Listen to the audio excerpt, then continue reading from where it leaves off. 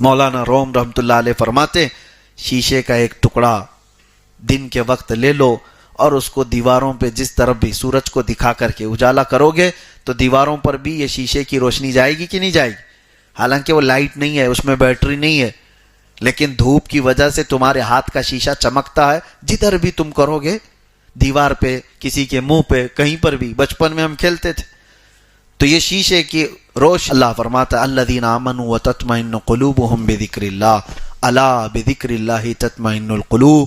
اللہ فرماتا ہے بے شک وہ لوگ جو ایمان لائے ان کے دلوں کا سکون اللہ کے ذکر سے ہے۔ آگاہ ہو جاؤ، آگاہ ہو جاؤ، الا بذکر اللہ، اللہ فرماتا ہے خبردار، اللہ کے ذکر سے دلوں کو سکون ملتا ہے۔ اپنے دل کو سکون دینا چاہتے ہو، قرار واقعی دینا چاہتے ہو، اللہ کے ذکر میں اپنے آپ کو مصروف رکھو۔ برسوں ہو جاتے ہیں، مہینوں ہو جاتے ہیں، لوگ اللہ کا ذکر نہیں کرتے۔ ذکر کی کئی قسمیں ہیں، ذکر باللسان یعنی زبان سے، ذکر بالجوارح اعضاء سے بھی اللہ کا ذکر کرتا ہے آدمی، اور عبادت کے ذریعے سے بھی اللہ کا ذکر کرتا ہے، قلب سے بھی اپنے اللہ کا ذکر کرتا ہے۔ ذکر کے کئی طریقے ہیں، اور اللہ نے قرآن میں کیا فرمایا؟ فَاذْكُرُونِي اذکرکم، تم میرا ذکر کرو میں تمہیں یاد کروں گا۔ اللہ تبارک و تعالیٰ کا یہ وعدہ ہے، اور وہاں یاد کرے گا جہاں دنیا تمہیں یاد نہ کرے۔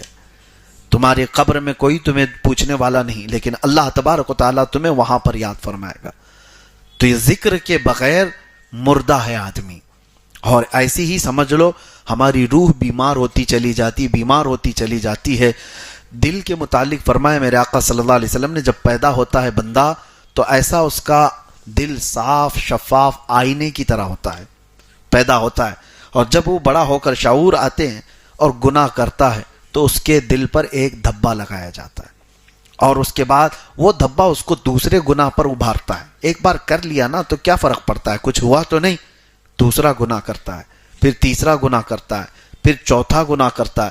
یہ گناہ اس کو اور آگے پش کرتے جاتے ہیں کہ پہلا والا گناہ اس کو تقویت دیتا ہے، سپورٹ کرتا ہے، کچھ ہوتا نہیں ہے، ایک بار جھوٹ بولنے سے کچھ ہوا تو نہیں، بچہ شروعات یہاں سے کرتا ہے، چوری کر کے بھی دیکھ لیا کوئی پکڑا نہیں، اور دوسری کر لو، دوسرے کے بعد تیسری، تیسری کے بعد بڑی، یہ چلتا رہے گا۔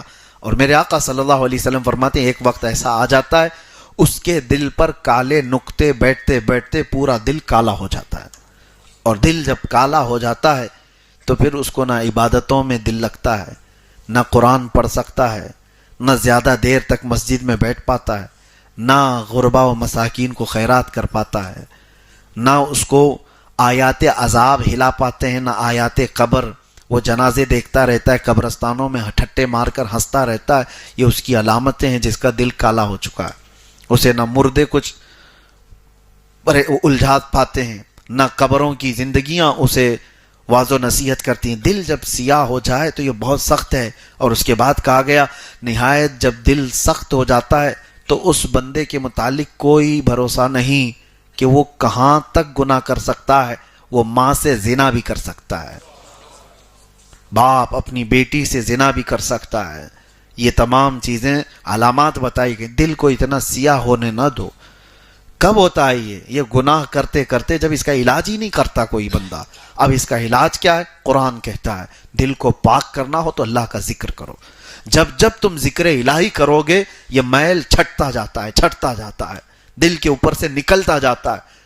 اور یہی تو بات ہے کہ اولیاء کاملین ان کا دل پاک ہوتا تھا، تمہارے جاتے ہی وہ تمہارے حالات کو دیکھ لیتے تھے۔ کیوں؟ ان کا دل آئینہ ہے، تم جو سوچ کر کے آئے ان کے آئینے میں چھپ جاتی تھی باتیں، ساری چیزیں۔ سامنے والا کیا سوچ کر کے آ رہا ہے، اس کے دل میں کیا چل رہا ہے، یہ اس ولی پاک کے دل پر چھپ جاتی۔ کیوں؟ پاک ہے دل، اور جب پاک دل جس طرف بھی گھومتا ہے وہ لوگوں کو چمکا کے جاتا ہے۔ مولانا روم رحمتullah علیہ فرماتے شیشے کا ایک ٹکڑا دن کے وقت لے لو اور اس کو دیواروں پہ جس طرف بھی سورج کو دکھا کر کے اجالا کرو گے تو دیواروں پر بھی یہ شیشے کی روشنی جائے گی کہ نہیں جائے گی؟ حالانکہ وہ لائٹ نہیں ہے، اس میں بیٹری نہیں ہے، لیکن دھوپ کی وجہ سے تمہارے ہاتھ کا شیشہ چمکتا ہے، جدھر بھی تم کرو گے، دیوار پہ، کسی کے منہ پہ، کہیں پر بھی۔ بچپن میں ہم کھیلتے تھے تو یہ شیشے کی روشنی ریفلیکٹ ہوتی ہے اور دوسری جگہ جا کر کے پڑتی ہے۔ مولانا روم رحمتullah علیہ فرماتے ہیں بندے دیکھ یہ شیشے کی اصلی روشنی نہیں، یہ سورج کی روشنی ہے، اس لیے اس سے آ کر کے تیرے دیوار کو، تیرے چہرے کو چمکا رہی ہے کہ شیشہ صاف ہے، وہی تو کوئلہ لے کر کھڑا ہو جا، اور سورج کی روشنی اس پر جتنی بھی پڑے تو جدھر بھی گھما کوئی روشنی نہیں ہوگی، شیشے کے ذریعے سے سب جگہ تو روشن کرتا ہے۔ یہی اولیاء اکرام کی مثال ہے کہ ان کا دل پاک ہوتا ہے تو آفتاب رسالت سے سیدھے روشنی پڑتی ہے، میرے آقا صلی اللہ تعالی علیہ وسلم کے نور کی سیدھے روشنی ان کے دل پر پڑتی ہے، اور پھر وہ جس طرف بھی رخ کرتے ہیں ہزاروں کو چمکا کر کے چلے جاتے ہیں۔ اولیاء کاملین کا دل پاک ہوتا ہے تو ان کی روشنیاں دوسروں پر پڑتی ہیں، لیکن اگر سامنے والا کے بھی دل پاک ہو جائے تو پھر یہ روشنی آگے نور نالا نور ہوتی چلی جائے۔ اللہ تبارک و تعالی ہمارے قلوب کو منور و مجلہ رکھے، ہمارے دلوں کو پاکیزہ اور طہارت عطا فرمائے، میرے آقا صلی اللہ تعالی علیہ وسلم کا نور اور ان کی روشنیاں ہمارے دل کا سرور بنائے۔ وآخر دعوانا ان الحمدللہ رب العالمین۔ السلام علیکم۔